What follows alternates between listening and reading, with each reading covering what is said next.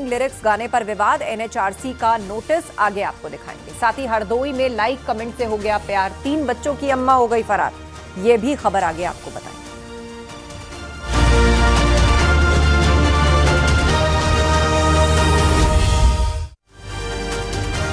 लखीमपुर खीरी में सांप पकड़ने पहुंचे युवक को कोबरा ने कई बार डसा। गंभीर हालत में युवक ने हिम्मत नहीं हारी और कोबरा को पकड़कर डब्बे में बंद किया और अस्पताल ले पहुंचा। डॉक्टर्स के मुताबिक वक्त पर अस्पताल पहुंच जाने से उसकी जान बच गई।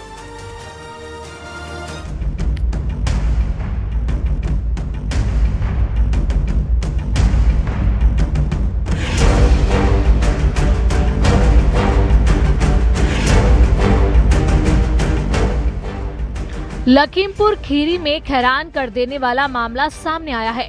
सांप पकड़ने पहुंचे एक्सपर्ट को ही जहरीले नाग ने कई बार डस लिया। हालांकि गंभीर हालत में भी एक्सपर्ट ने हिम्मत नहीं हारी और नाग को पकड़कर डिब्बे में बंद कर दिया। फिलहाल उन्हें अस्पताल में भर्ती कराया गया, जहां उनका इलाज चल रहा है और हालत स्थिर बताई जा रही है। मामला लखीमपुर खीरी के संपूर्ण नगर कोतवाली क्षेत्र के मिल मार्ग का है, जहां एक घर में नाग नागिन का जोड़ा दिखाई देने से इलाके में दहशत फैल गई। घर वालों ने इसकी सूचना पलिया कोतवाली क्षेत्र के रहने वाले सांप पकड़ने वाले एक्सपर्ट हरस्वरूप को दी। सूचना मिलते ही हरस्वरूप अपने साथियों के साथ मौके पर पहुंचा और नाग नागिन के जोड़े का रेस्क्यू शुरू किया। रेस्क्यू के दौरान नागिन मौके से निकल गई, लेकिन नाग ने हरस्वरूप के हाथ पर कई बार डस लिया। जहरीले नाग के डसने के बावजूद हरस्वरूप ने हिम्मत नहीं हारी और जोखिम उठाते हुए नाग को पकड़कर एक डिब्बे में बंद कर लिया। लेकिन कुछ देर बाद ही उन पर जहर का असर होने लगा और उनकी हालत बिगड़ने लगी। इसके बाद उनके सहयोगी तुरंत हरस्वरूप को नाग के साथ पलिया सामुदायिक स्वास्थ्य केंद्र लेकर पहुंचे, जहां डॉक्टरों ने तत्काल इलाज शुरू कर दिया। पड़ोस में है, वैसे फ्रेंड है बचपन से। अच्छा, तो ये खुद ही डब्बे में लेके आए थे या आप लोग लेके आए थे? नहीं, वो खुद ही, इसका काम यही है कि कोई किसी के घर पे अगर आ जाता है, हाँ, तो वो फोन करते हैं, इनको ले जाते हैं। अच्छा, ले जाने के बाद ये पकड़ के ले आता है और जाके रेस्क्यू कर देता है जंगल में। अच्छा, पहले भी बता रहे हैं कि पहले भी? हाँ, इससे पहले भी काट चुका है, यहीं इसको लेके आए हैं। तीसरा चक्कर काट चुका है। अच्छा, हरस्वरूप के दोस्त ने बताया कि घर में नाग और नागिन का जोड़ा था। रेस्क्यू के दौरान नागिन मौके से निकल गई, जबकि नाग को हरस्वरूप ने पकड़ लिया। इसी दौरान नाग ने उनके हाथ पर कई बार काट लिया, जिसके बाद उन्हें अस्पताल में भर्ती कराया गया। डॉक्टर के मुताबिक समय पर अस्पताल पहुंच जाने से हरस्वरूप की हालत फिलहाल स्थिर है और उनका इलाज जारी है। वहीं इस घटना के बाद इलाके में नाग के कई बार डसने के बावजूद नाग को पकड़ने की घटना चर्चा का विषय बनी हुई है। Bureau report, news 18।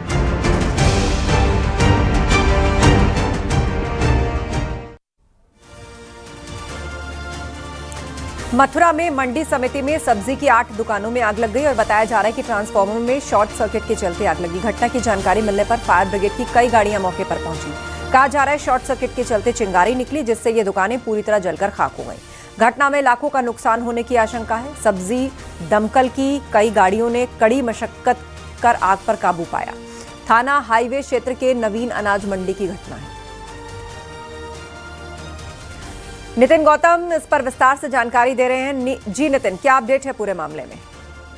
देखिए, नवीन सब्जी मंडी है, थाना हाईवे क्षेत्र में ये सब्जी मंडी है। आज दोपहर में जो सब्जी मंडी में जो ट्रांसफार्मर लग रहा था, तभी ट्रांसफार्मर में शॉर्ट सर्किट हुआ। शॉर्ट सर्किट के बाद जो उठी चिंगारी थी वो फर्मों पर जाकर गिरी है और उसके बाद आग की जो बड़ी बड़ी लपटें दिखाई दी। उसके बाद अफरा तफरी का माहौल पैदा हुआ था। लोगों ने सूचना, जो व्यापारी थे उन्होंने जो सूचना दी थी, सूचना के बाद दमकल की गाड़ियां पहुंची हैं और करीब जो है आधा घंटे की कड़ी मशक्कत के बाद जो भीषण आग लगी हुई थी, दमकल की कई गाड़ियों ने आग पर काबू पाया। फिलहाल आग की वजह से लाखों रुपए का नुकसान हो गया है। जी बिल्कुल, आग की वजह से लाखों का नुकसान हो गया है। दमकल की गाड़ियां जुटी हुई हैं इस आग को बुझाने के लिए। ट्रांसफार्मर में शॉर्ट सर्किट के चलते ये आग शुरू हुई और ये किस कदर भड़क गई आप तस्वीरों में देख सकते हैं। धन्यवाद इस अपडेट के लिए नितिन।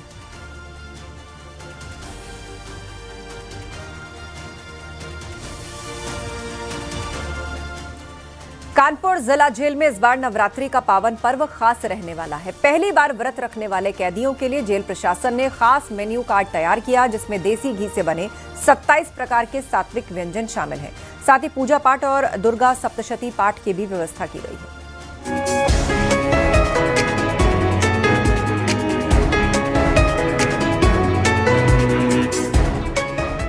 इस बार नवरात्रि का पावन पर्व कानपुर जिला जेल में खास रहने वाला है। पहली बार व्रत रखने वाले कैदियों के लिए विशेष मेन्यू कार्ड तैयार किया गया है,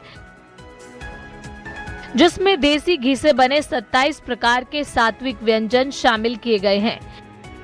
इसके साथ ही पूजा पाठ और दुर्गा शक्ति पाठ की भी व्यवस्था जेल प्रशासन करा रहा है। कानपुर की जिला जेल में नवरात्रि को लेकर कैदियों की सूची तैयार की गई है। इस सूची के मुताबिक करीब 830 महिला और पुरुष कैदी नवरात्रि का व्रत रखेंगे। व्रत रखने वाले बंदियों को ध्यान में रखते हुए जेल प्रशासन ने पहली बार विशेष मेन्यू कार्ड तैयार किया है। इस मेन्यू कार्ड में व्रत के दौरान खाए जाने वाले 27 प्रकार के सात्विक व्यंजन शामिल किए गए हैं। साबूदाना खिचड़ी, कुट्टू समेत फल शामिल किए गए हैं। साथ ही जेल प्रशासन ने ये भी सुनिश्चित किया है कि व्रत रखने वाले कैदियों को अलग से भोजन पकाने की व्यवस्था की गई है। हमारे यहाँ 2 किचन है। एक किचन में खाना बनेगा आने बंदियों के लिए, दूसरे किचन में फलारी का काम चलेगा, जिसमें कुटू के आटा की, सिंघाड़े के आटे की, फलारी की सारी व्यवस्था रहेगी। महिला बंदियों का अलग व्यवस्था है, पुरुष बंदियों का अलग व्यवस्था है। जैसा कि शासन का निर्देश है, माननीय डीजी साहब का निर्देश है, उनके निर्देश के अनुसार से बृहद कार्य कराया जाएगा, जिससे सभी लोग महिला बंदी, पुरुष बंदी, माता रानी के उसमें पूजा पाठ में लीन रहें। ईश्वर से ही प्रार्थना है कि जल्दी जल्दी वो लोग इस कारागार से रिहा हों, अगले वर्ष अपने परिवार के साथ सकुशल त्योहार मनाएं। इसके अलावा जेल की 4 दीवारी के अंदर दुर्गा शक्ति पाठ और पूजा अर्चना के लिए पंडित को बुलाया गया है, ताकि कैदी पूरे विधि विधान के साथ नवरात्रि का पर्व मना सकें। नवरात्रि के दौरान कैदी की आस्था का सम्मान करते हुए ये विशेष व्यवस्था की गई है। सुरक्षा व्यवस्था के बीच बंदियों को पूजा पाठ की अनुमति दी जाएगी और पूरे 9 दिन तक सात्विक भोजन की व्यवस्था जारी रहेगी। इसमें चाहे दूध की खीर की बात की जाए, चाहे कुट्टू के आटे की बात की जाए, चाहे फलाहारी, इन सबको ध्यान रखते हुए जेल प्रशासन ने जहां एक और सेपरेट किचन रखी है और इस व्रत रखने वालों के लिए विशेष सुविधा रखी गई है। जेल प्रशासन में इस 4 दीवारी के पीछे व्रत रखने वालों को जहां एक और दुर्गा शक्ति का पाठ करने वालों के लिए एक पंडित बुलाया गया है जो पूजा पाठ कराएगा, तो वहीं शाम को 1 घंटे तक वो आरती और पूजन भी कर सकते हैं। बिजनेस आशीष पांडे के साथ अमित गंजू, न्यूज़ 18 कानपुर।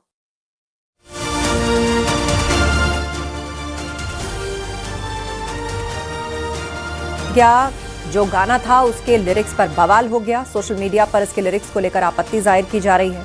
शुरुआती लाइनें ही डबल मीनिंग वाली हैं। वहीं राष्ट्रीय मानवाधिकार आयोग ने भी आपत्तिजनक और डबल मीनिंग वाले कंटेंट के इस्तेमाल को लेकर नोटिस जारी कर दिया है।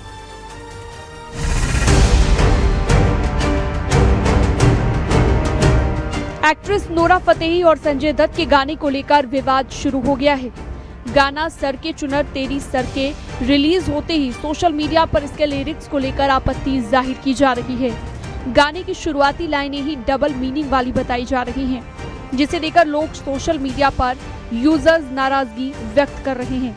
हमारे सोशल मीडिया पे बहुत सारा चीज़ें बहुत जल्दी इन्फ्लुएंस की जाती है और वहाँ पे लोगों को बहुत जल्दी ये दिखाया जाता है कि लोग वुमेंस को एक कॉमोडिटी के रूप में शो कर रहे हैं, लेकिन हमें इससे अफर्मेटिव एक्शन के थ्रू हमें पॉजिटिव चेंजेस सोसाइटी में लाने चाहिए। इसके रिस्पेक्टिव बोर्ड है, वो कुछ रिकमेंडेशन जारी कर सकती है। उन्हें ये बताना पड़ेगा कि ये वो भारत देश है जहाँ महिला को माता का दर्जा दिया जाता है और फिर यही भारत देश है जहाँ महिला को कॉमोडिटी प्रेजेंट करने की कोशिश कर रहे हैं सॉन्ग को। तो ये दोनों खुद के साथ क्लैश कर रहा है, तो आई थिंक अथॉरिटी को स्ट्रिक्ट एक्शन लेनी चाहिए। इसके साथ ही वकील विनीत जिंदल ने इसे लेकर FIR की मांग की है।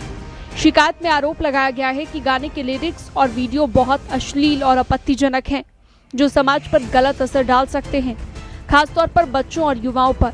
इतना ही नहीं, शिकायत को सूचना एवं प्रसारण मंत्रालय तक भी भेजा गया है और इस पर जल्द ही कार्रवाई की मांग की गई है। संजय दत्त और नोरा फतेही को लेकर फिल्माया गया एक गाना जो कि केडी द डेविल नाम की मूवी में आया है, सभी सोशल मीडिया प्लेटफॉर्म पर अवेलेबल है और उस गाने के जो लिरिक्स हैं वो लिरिक्स बहुत ही आपत्तिजनक भाषा और ऑब्ससेनिटी से भरे हुए हैं। हम लोग जानते हैं कि इस प्रकार से लगातार फिल्म इंडस्ट्री जो है वो हमारे सामाजिक परिप्रेक्ष्य को नुकसान पहुंचाने की दृष्टि से इस तरीके के गाने और इस तरीके के सीन्स जो है वो लगातार प्रदर्शित करती रही है और इसके खिलाफ हम लोग लंबी लड़ाई लड़ रहे हैं।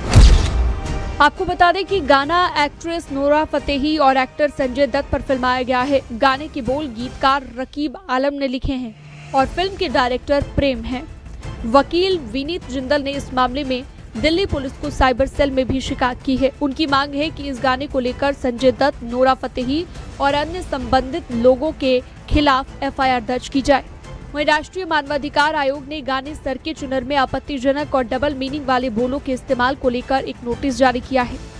फिल्म मेकर्स ने फिल्म के गाने में अश्लील बोल इस्तेमाल करने को लेकर तीखी आलोचना का सामना करने के बाद विवादित सॉन्ग को यूट्यूब से हटा दिया है। रिलीज होने के तुरंत बाद ये गाना वायरल हो गया था, लेकिन जल्द ही दर्शकों के एक वर्ग से इसे आलोचना का सामना करना पड़ा। Bureau report, news 18।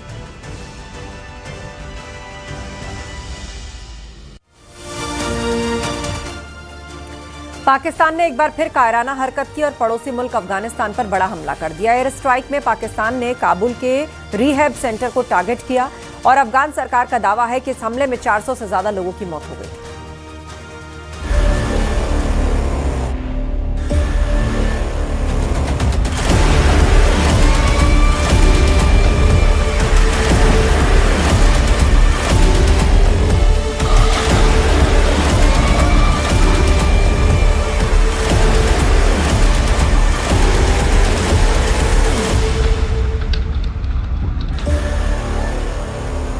काबुल में पाकिस्तान का कायराना हमला, अस्पताल पर बमबारी, 400 बेगुनाहों की मौत। अफगानिस्तान में खून की होली, पाकिस्तान बेनकाब।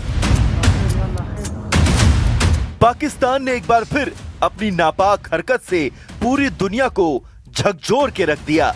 काबुल में ड्रग रिहैबिलिटेशन सेंटर पर पाकिस्तानी हवाई हमले में कम से कम 400 लोगों की मौत हो गई और 300 से ज्यादा लोग घायल बताए जा रहे हैं। हमले के बाद काबुल में मातम पसरा हुआ है।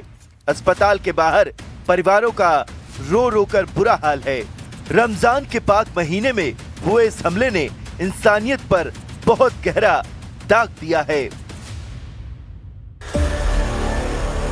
रमजान में बमबारी, काबुल में मातम।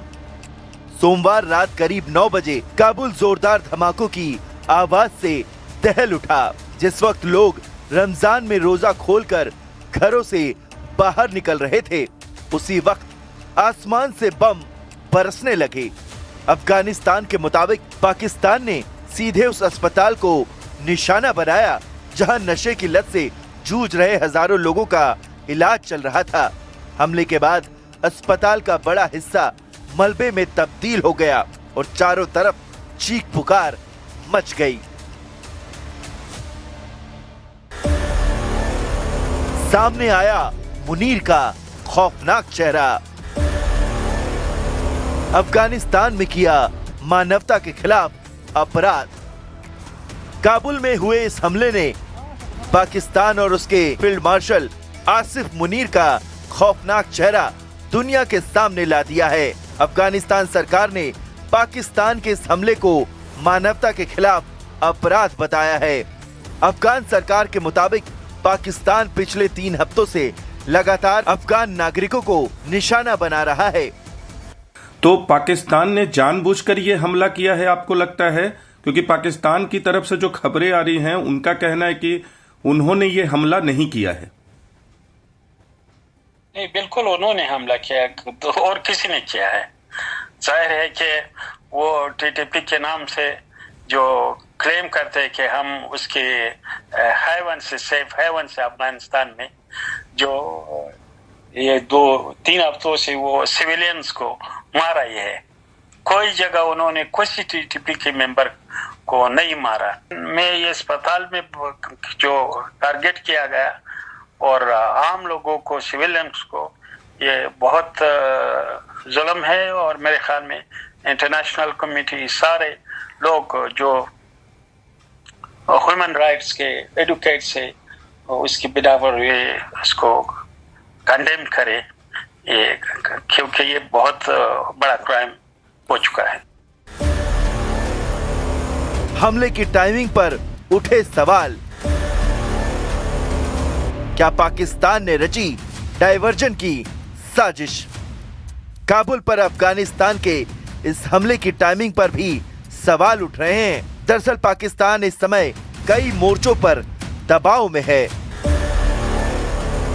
एक तरफ ईरान, अमेरिका और सऊदी अरब जैसे देश लगातार मिडिल ईस्ट में चल रही जंग में पाकिस्तान की गैर हाजिरी पर सवाल उठा रहे हैं, तो दूसरी तरफ ईरान पर हो रहे हमलों को लेकर पाकिस्तान के अंदर जनाक्रोश बढ़ता जा रहा है।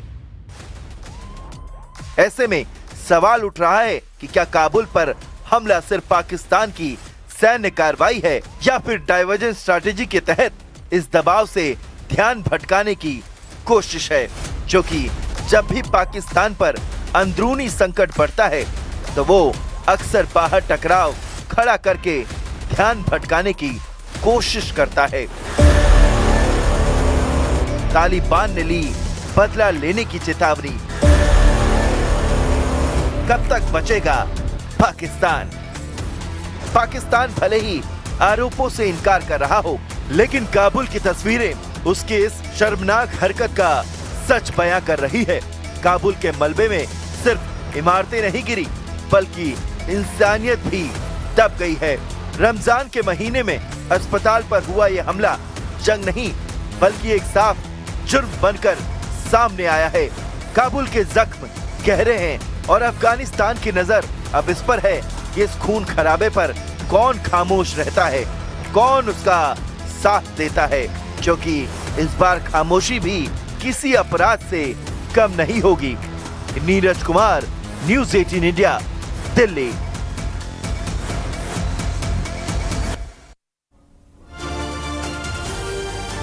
ईरान इजराइल में चल रहे युद्ध के बीच अबू धाबी के बैप्स हिंदू मंदिर ने संकटग्रस्त इलाकों में फंसे परिवारों के लिए दरवाजे खोल दिए हैं। मंदिर की इस पहल को हाल ही में रिलीज हुई एक डॉक्यूमेंट्री कंफर्ट इन क्वैत के जरिए भी दुनिया के सामने रखा जा रहा है। ये डॉक्यूमेंट्री उन परिवारों की सच्ची दास्तान है जो युद्ध के हालात के बीच क्वैत में फंस गए थे।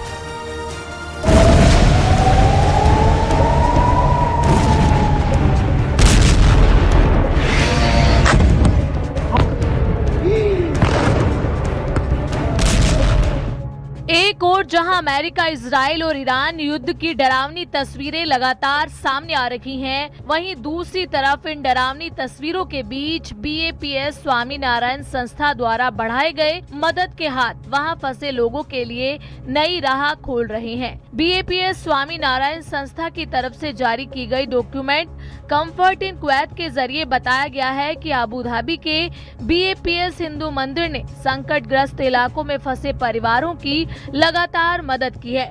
BAPS स्वामीनारायण संस्था द्वारा संचालित BAPS हिंदू मंदिर और उनके स्वयंसेवकों ने मानवता की नई मिसाल पेश करते हुए युद्ध क्षेत्र में फंसे पीड़ित परिवारों के लिए मंदिर ने न केवल अपने दरवाजे खोले, बल्कि इन परिवारों को कई सुविधाएं भी मुहैया कराई। ફોન આવ્યો તો રોબિન્સવિલથી કે ત્યાંના સંતોએ કીધું કે આપણા અમેરિકાના અમુક ભક્તો છે એની સાથે ઘણા બધા ગુણભાવીઓ પણ છે અને આમાં આપણે શું થઈ શકે। કુવૈતની અંદર આપણો નાનકડો સત્સંગ સમુદાય છે જે ઘર ઘરની અંદર ભજન ભક્તિ અને સત્સંગ કરતા હોય અને બધાને મદદરૂપ પણ થતા હોય। એમાં આપણા જે મુખ્ય ત્યાંના જે કાર્યકર છે આપણા સુરેશભાઈ ચોકસી, ખૂબ ભણેલા IIT इंजीनियर। फंसे हुए यात्रियों के लिए सुरक्षित ठिकाना और खाना मुहैया कराया जा रहा है। इतना ही नहीं, फंसे यात्रियों को कानूनी और यात्रा संबंधी उलझनों को सुलझाने में भी उनकी मदद की जा रही है। બીજા હરિભક્તોનું 6 હરિભક્તોની બેચ હતી એ બીજી હોટલમાં કોઈતમાં રોકાયેલા, એમની વ્યવસ્થા અમે સેપરેટલી એક ગાડીમાં કરી, એમને માટે એક SUV એક મોટી કારની વ્યવસ્થા કરવામાં આવેલી। आपको बता दें कि अबू धाबी के BAPS हिंदू मंदिर की इस पहल को हाल ही में रिलीज हुई एक डॉक्यूमेंट्री कंफर्ट इन क्वैत के जरिए भी दुनिया के सामने पेश किया गया है। ये डॉक्यूमेंट्री उन परिवारों की सच्ची दास्तां है जो युद्ध के हालातों के बीच क्वैत में फंस गए थे। BAPS स्वामीनारायण संस्था द्वारा संचालित BAPS हिंदू मंदिर युद्ध क्षेत्र में फंसे लोगों के लिए जीने की नई उम्मीद बना है। Bureau report, news 18।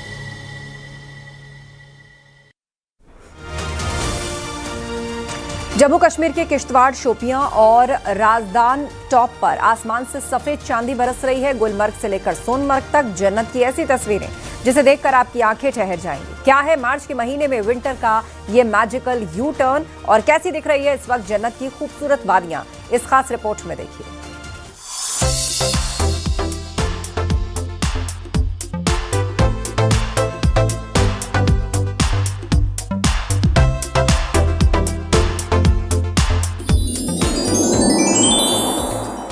कश्मीर में फिर लौटा विंटर मोड। वादियों में फिर बिछी बर्फ की चादर।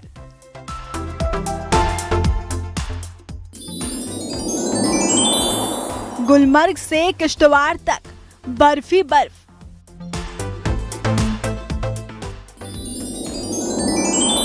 सैलानियों के लिए कुदरत का सरप्राइज।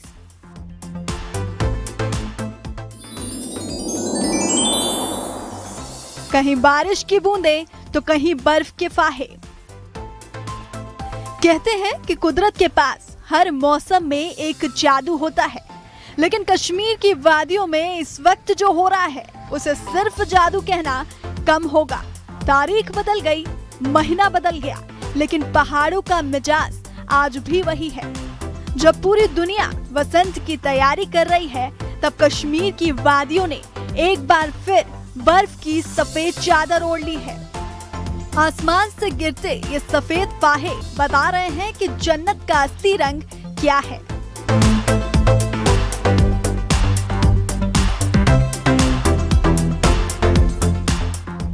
नजर दौड़ाइए किश्तवाड़ के सिंथन टॉप से लेकर राजदान टॉप की ऊंचाइयों तक, हर तरफ कुदरत ने सफेद रंग बिखेर दिया है। शोपियां के वो बागान जो कल तक कलियों के खिलने का इंतजार कर रहे थे, आज बर्फ के आगोश में है। ये नजारा किसी पोस्टकार्ड जैसा नहीं, बल्कि एक चलती फिरती पेंटिंग जैसा है। इस खामोशी में भी एक संगीत है। जब बर्फ पेड़ों की टहनियों को छूकर जमीन पर गिरती है, श्रीनगर की सड़कों पर गिरती बारिश की बूंदें और डल झील के शांत पानी पर बर्फ का गिरना, ये वो लम्हे हैं जिन्हें शब्दों में नहीं, सिर्फ महसूस किया जा सकता है।